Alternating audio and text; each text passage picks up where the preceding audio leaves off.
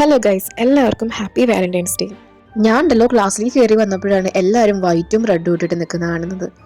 അപ്പോൾ ഇതാ എല്ലാവരും എന്നോടൊരു ചോദ്യം, നീ എന്ത് ഈ കളർ ഡ്രസ് ഇട്ട് വന്നീന്ന്. എനിക്ക് മനസ്സിലായത് ഞാൻ ഇന്ന് ഗ്രൂപ്പിലെ മെസ്സേജ് വായിച്ചു നോക്കിയില്ല. സാധാരണ ഗ്രൂപ്പിൽ നേരത്തെ വരാനാണ് എപ്പോഴും മെസ്സേജ് അയക്കാറാവും. അതുപോലെ ആയിരിക്കും വെച്ചിട്ട് ഞാൻ അത് മൈൻഡ് ചെയ്തില്ല. എന്നാ പിന്നെ നമ്മളെല്ലാത്തിനും കുറച്ച് ഡിഫറെന്റ് ആണല്ലോ, അങ്ങനെയാണല്ലോ അതിന്റെ ഒരു ഇത്. ലവ് സ്റ്റോറീസ് എല്ലാവരും പറഞ്ഞു, ഒരു ഇൻട്രസ്റ്റിംഗ് ആയ ലവ് സ്റ്റോറി ഞങ്ങൾ കേൾപ്പിക്കാട്ടോ.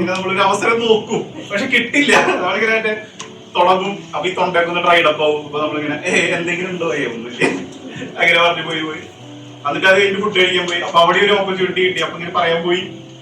അപ്പൊ ഇത് പറഞ്ഞില്ല. പിന്നെ ആ കുട്ടി പിന്നെ എന്നോട് പറഞ്ഞു അവള് ഇത് പറയാൻ നോക്കുന്നുണ്ട്. അപ്പൊ ഞങ്ങൾ രണ്ടാമത്തിന് അങ്ങോട്ട് പറയണമെന്നുണ്ട്. പക്ഷെ ഒരു ഓപ്പർച്യൂണിറ്റി കിട്ടണില്ല. കഴിഞ്ഞ് രാത്രി ഒരു 8 മണി 9 മണി നമ്മൾ തിരിച്ചെത്തിയത്. ആ ഒരു ടൈമില് ഇവിടെ ഇറക്കി വിട്ടു. ഞാൻ ബൈക്കെടുത്ത് തിരിച്ചു. അപ്പൊ എന്റെ ഫോൺ മറ്റേ റീചാർജ് തീർന്നു. അവിടെ പോയി റീചാർജ് ചെയ്ത് ഫോൺ വിളിച്ചപ്പോ അങ്ങനെയാണ് ഇഷ്ടാന്ന് പറഞ്ഞത്. അപ്പൊ അതുവരെ ഒരു ദിവസം ഫുള്ള് കഴിഞ്ഞത്. അപ്പൊ അവള് ചോദിക്കുന്നത് അപ്പൊ പറയായിരുന്നില്ലേ. അപ്പൊ ഞാൻ പറഞ്ഞു അപ്പൊ ഞാൻ പറയാൻ പറ്റതാ. അപ്പൊ നമുക്ക് സ്റ്റക്കായി പോയി. അത് കഴിഞ്ഞിട്ട് അപ്പൊ ഞാൻ അവളോട് ചോദിച്ചു അപ്പൊ തിരിക്ക് പറയായിരുന്നില്ലേ. അപ്പൊ അവള് പറഞ്ഞു അല്ല ഞാനും ശ്രമിച്ചായിരുന്നു, പറ്റിയില്ല. പിന്നെ പിറ്റേ ദിവസമാണ് നമ്മള് പിന്നെ ക്ലാസ് പാത്തോളജി ക്ലാസ് ആയിരുന്നു. നല്ല ഓർമ്മയുണ്ട്. അപ്പൊ ആള് നടന്നു വരുന്നുണ്ട്. അപ്പൊ നമ്മളിങ്ങനെ ക്ലാസ് ചെയ്യിക്കുന്നുണ്ട്. അപ്പൊ കണ്ടിട്ടുള്ള ഒരു ഫീല് എന്നുള്ളതാണ് എന്റെ ലവ് സ്റ്റോറിയുടെ ഏറ്റവും വലിയ കാണുന്നത്. ചിലരൊക്കെ ലവ് സ്റ്റോറി പറയാൻ ഭയങ്കര നാണ്. എന്താ ഒരാളെ കണ്ടില്ലേ പിടിച്ചു വലിച്ച് ഇനിയിപ്പിച്ച് അവിടെ കൊണ്ട് നിർത്തി പറയിപ്പിക്കുന്നത്.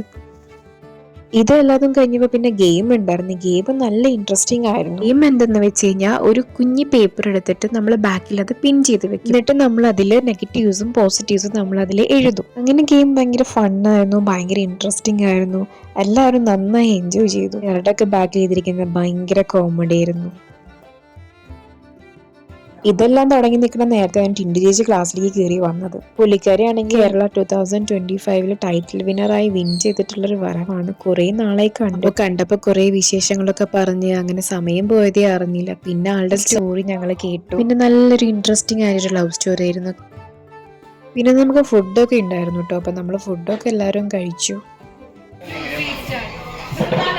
ഒരു കുട്ടി വീഡിയോ നിങ്ങൾക്ക് ഇഷ്ടപ്പെട്ട് ലൈക്ക് ചെയ്യുക, കമന്റ് ചെയ്യുക, സബ്സ്ക്രൈബ് ചെയ്യുക. Thank you. ജസ്റ്റ് ഒരു ഹായ് ആണ് എല്ലാവരും